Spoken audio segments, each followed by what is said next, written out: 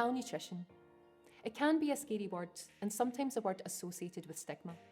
But what does it actually mean? Quite simply, it means not eating and drinking enough. For an older person, this can become a problem, which can have a significant impact on health and quality of life. That's why we want to take out the fear of what malnutrition means, and why we should all be talking about eating well in later life.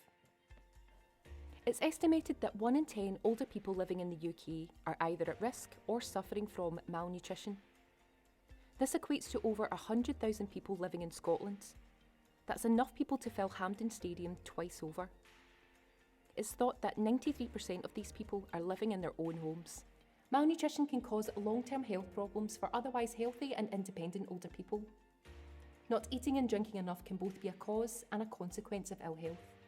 As we get older, we are more at risk of diseases which could cause malnutrition, such as memory and cognitive problems like dementia, physical and mobility issues, which makes it harder to access shops and spend time in the kitchen cooking, dental issues and swallowing problems.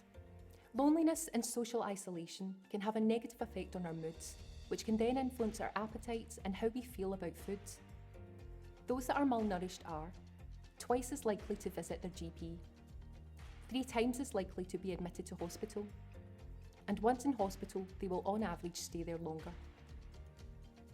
Someone who is malnourished has an increased risk of infection, higher risk of developing a pressure ulcer, could experience slower wound healing, and because of this, may have a higher use of antibiotics. Not eating enough can make a person feel tired and weaker, making them frailer and at a higher risk of falling. Did you know it costs 3 times more to treat a malnourished person than a well-nourished person? This costs in excess of £23.5 billion per annum in the UK. The restrictions that came with the COVID-19 pandemic in 2020 had a significant impact on older people living at home.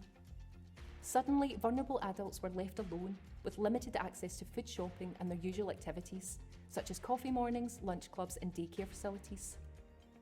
Feelings of loneliness and anxiety around contracting the virus has put a greater number of older people at risk of becoming malnourished. If we can all help to raise awareness of malnutrition, we can make sure that more people live independently at home for longer.